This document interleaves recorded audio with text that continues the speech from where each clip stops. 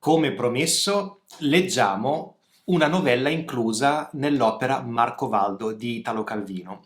La novella che ho scelto è La cura delle vespe. È una storia molto divertente.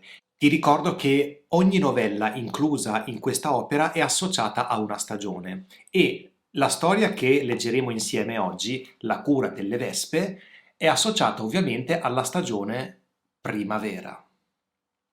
Che cosa faremo oggi? Leggerò per te questa storia, ma prima di leggerla vorrei introdurre il contesto in modo che per te risulti più facile la comprensione del testo.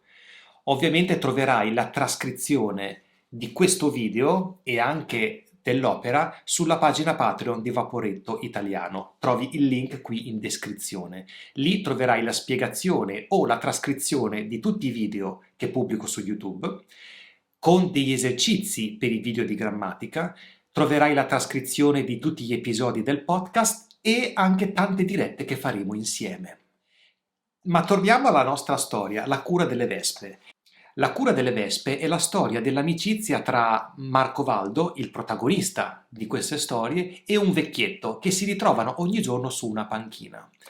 Parlando scoprono che il veleno delle vespe potrebbe essere usato per curare i reumatismi.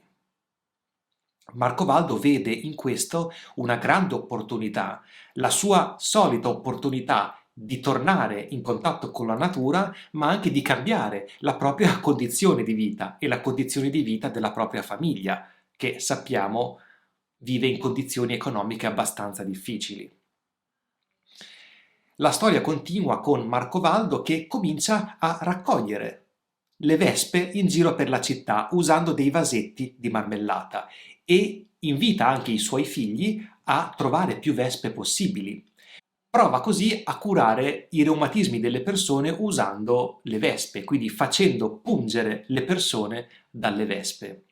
La voce si sparge, tutti vengono a conoscenza di questa grande idea di Marcovaldo e la casa di Marcovaldo si trasforma improvvisamente in una clinica per la cura dei reumatismi. Purtroppo però, come per tutte le novelle di Marcovaldo, la fine non è mai una fine felice. Ma leggiamo insieme la storia La cura delle vespe. Ogni tanto mi fermerò per spiegare un po' il passaggio che stiamo leggendo. Cominciamo. Primavera. La cura delle vespe. L'inverno se ne andò e si lasciò dietro i dolori reumatici. Un leggero sole meridiano veniva a rallegrare le giornate e Marcovaldo passava qualche ora a guardar spuntare le foglie, seduto su una panchina, aspettando di tornare a lavorare. Vicino a lui veniva a sedersi un vecchietto, ingobbito nel suo cappotto tutto rammendi. Era un certo signor Rizzieri, pensionato e solo al mondo, anch'egli assiduo delle panchine soleggiate. Ogni tanto questo signor Rizzieri dava un guizzo e gridava «Ai!» e si ingobbiva ancora di più nel suo cappotto. Era carico di reumatismi, di artriti, di lombaggini, che raccoglieva nell'inverno umido e freddo e che continuavano a seguirlo tutto l'anno. Per consolarlo, Marcovaldo gli spiegava le varie fasi dei reumatismi suoi e di quelli di sua moglie e di sua figlia maggiore Isolina, che, poveretta, non cresceva tanto sana. Vediamo quindi che, come tutte le novelle di Marcovaldo, anche questa comincia con un riferimento alla stagione, con i cambiamenti della stagione e quindi un riferimento alla natura. L'inverno se ne andò e si lasciò dietro i dolori reumatici. Quindi Marcovaldo incontra questo vecchietto che è pieno di reumatismi e fanno amicizia, si incontrano ogni giorno su questa panchina. Vediamo come continua. Marcovaldo si portava ogni giorno il pranzo in un pacchetto di carta da giornale. Seduto sulla panchina lo svolgeva e dava il pezzo di giornale spiegazzato al signor Rizzieri, che tendeva la mano impaziente dicendo «Vediamo che notizie ci sono oggi», e lo leggeva con interesse sempre uguale, anche se era di 2 anni prima. Così Un giorno ci trovò un articolo sul sistema di guarigione dei reumatismi col veleno d'api. Sarà col miele, disse Marcovaldo, sempre propenso all'ottimismo. No, fece Rizzieri, col veleno, dice qui, con quello del pungiglione. E gli lesse alcuni brani. Discussero a lungo sulle api, sulle loro virtù e su quanto poteva costare quella cura. Da allora, camminando per i corsi, Marcovaldo tendeva l'orecchio a ogni ronzio. Seguiva con lo sguardo ogni insetto che gli volava intorno. Anche qui notiamo Marcovaldo che è sempre attento a tutti gli elementi della natura. Il ronzio delle vespe, il rumore delle vespe, e seguiva con lo sguardo tutti gli insetti che volavano.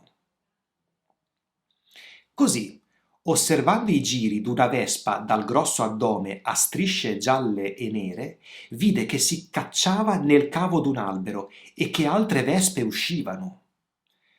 Un brusio, un va e vieni che annunciavano la presenza di un intero vespaio dentro al tronco. Marcovaldo s'era messo subito alla caccia. Aveva un barattolo di vetro, in fondo al quale restavano ancora 2 dita di marmellata. Lo posò aperto vicino all'albero. Presto una vespa gli ronzò intorno ed entrò, attratta dall'odore zuccherino. Marcovaldo fu svelto a tappare il barattolo con un coperchio di carta. E al signor Rizzieri, appena lo vide, poté dire: «Su, su, ora le faccio l'iniezione», mostrandogli il flacone con la vespa infuriata prigioniera. Il vecchietto era esitante, ma Marcovaldo non voleva a nessun costo rimandare l'esperimento e insisteva per farlo lì stesso, sulla loro panchina. Non c'era neanche bisogno che il paziente si spogliasse. Con timore e insieme con speranza, il signor Rizzieri sollevò un lembo del cappotto, della giacca, della camicia e aprendosi un varco tra le maglie bucate si scoprì un punto dei lombi dove gli doleva, dove gli faceva male. Marcovaldo applicò lì la bocca del flacone e strappò via la carta che faceva da coperchio. All'inizio non successe niente. La vespa stava ferma. S'era addormentata. Marcovaldo, per svegliarla, menò una botta sul fondo del barattolo. Era proprio il colpo che ci voleva. L'insetto sfrecciò avanti e conficcò il pungiglione nei lombi del signor Rizzieri. Il vecchietto cacciò un urlo, saltò in piedi e prese a camminare come un soldato che fa il passo di parata, sfregandosi la parte punta e sgranando una sequela di confuse imprecazioni. Marcovaldo era tutto soddisfatto. Mai il vecchietto era stato così diritto e marziale. Ma s'era fermato un vigile lì vicino e guardava con tanto d'occhi. Marcovaldo prese Rizzieri sotto braccio e s'allontanò fischiettando. Qui comincia il sogno di Marcovaldo, questa sua rivalsa, questo suo tentativo di cambiare le cose. Aveva scoperto una cura per i reumatismi. Questo poteva cambiare tutto. Poteva cambiare la sorte della sua famiglia, ma la sorte di tutte le persone che soffrivano di reumatismi, oltre ad essere poi un ritorno alla natura.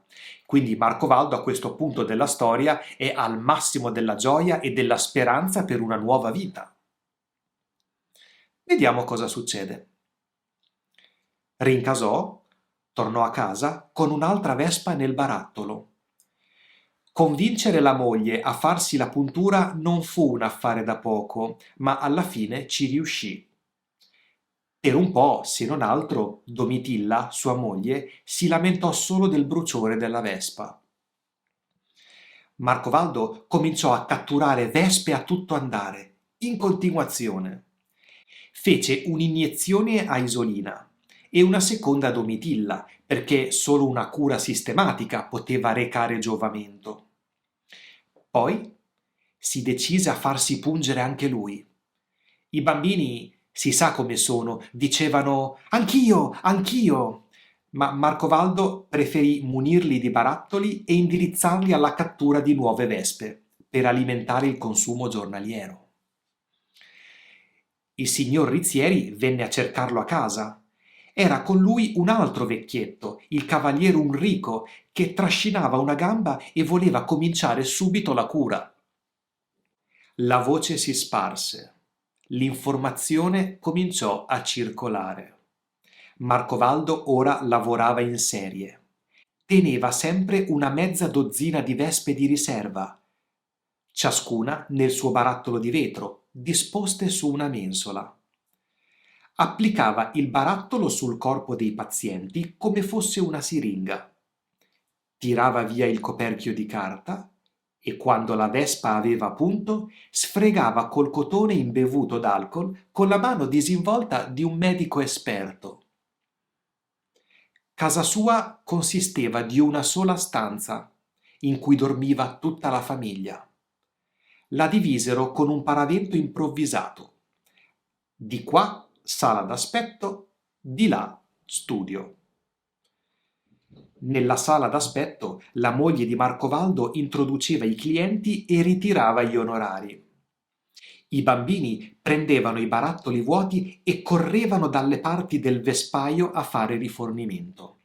I bambini correvano al vespaio, che è il nido con tutte le vespe, per trovare sempre più vespe, utili per la cura. Ormai la casa è diventata una clinica. Qualche volta una vespa li pungeva, ma non piangevano quasi più, perché sapevano che faceva bene alla salute. Quell'anno i reumatismi serpeggiavano tra la popolazione come i tentacoli d'una piovra. La cura di Marcovaldo venne in grande fama, diventò molto famosa, e al sabato pomeriggio egli vide la sua povera soffitta invasa d'una piccola folla di uomini e donne afflitti che si premevano una mano sulla schiena o sui fianchi, alcuni dall'aspetto cencioso di mendicanti, altri con l'aria di persone agiate, attratti dalla novità di quel rimedio. «Presto!», disse Marcovaldo ai suoi 3 figli maschi, «prendete i barattoli e andatemi ad acchiappare più vespe che potete». I ragazzi andarono.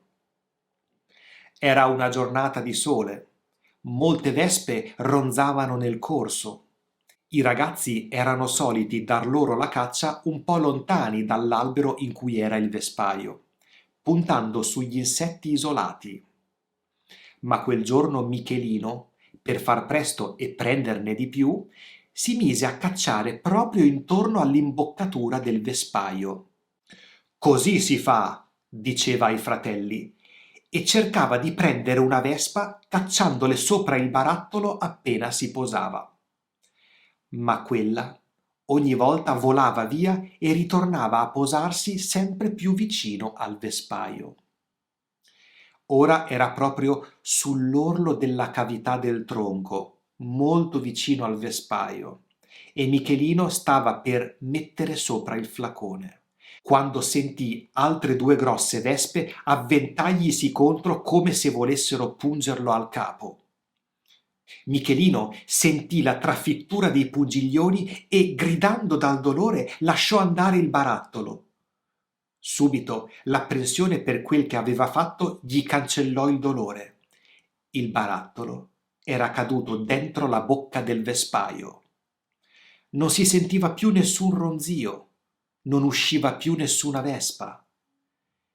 Michelino, senza la forza neppure di gridare, indietreggiò di un passo, quando dal vespaio scoppiò fuori una nuvola nera, spessa, con un ronzio assordante. Erano tutte le vespe che avanzavano in uno sciame infuriato. I fratelli sentirono Michelino cacciare un urlo e partire correndo come non aveva mai corso in vita sua. Pareva andasse a vapore, tanto quella nuvola che si portava dietro sembrava il fumo d'una ciminiera. Dove scappa un bambino inseguito? scappa a casa. Così Michelino. I passanti non avevano il tempo di capire cos'era quell'apparizione tra la nuvola e l'essere umano che saettava per le vie con un boato misto a un ronzio. Marcovaldo stava dicendo ai suoi pazienti: «Abbiate pazienza, adesso arrivano le vespe», quando la porta si aprì e lo sciame invase la stanza. Nemmeno videro Michelino che andava a cacciare il capo in un secchio d'acqua. Tutta la stanza fu piena di vespe e i pazienti si sbracciavano nell'inutile tentativo di scacciarle e i reumatizzati facevano prodigi d'agilità e gli arti rattrappiti si scioglievano in movimenti furiosi. Vennero i pompieri e poi la Croce Rossa. Sdraiato sul letto all'ospedale, gonfio, irriconoscibile dalle punture, Marcovaldo non osava reagire alle imprecazioni che dagli altri letti della corsia gli lanciavano i suoi clienti. E di nuovo, dall'apice della gioia e della speranza, si ricade nella delusione più totale. Nemmeno la cura delle vespe aveva aiutato Marcovaldo a cambiare la sua situazione. Ho deciso di leggerti una delle novelle di Marcovaldo per un duplice motivo. Prima di tutto volevo darti l'opportunità di fare un esercizio di comprensione orale e in secondo luogo volevo darti un'idea di come sono queste novelle. Fammi sapere se hai intenzione di leggere questo libro dopo questa lettura e, una volta letto, fammi sapere se ti è piaciuto. Sarò molto felice di ricevere le tue opinioni in merito. Ti ricordo che le trascrizioni dei video, incluso questo, si trovano su Patreon. Trovi il link in descrizione. Grazie per avermi accompagnato attraverso questa storia di Marcovaldo. Ci vediamo al prossimo video.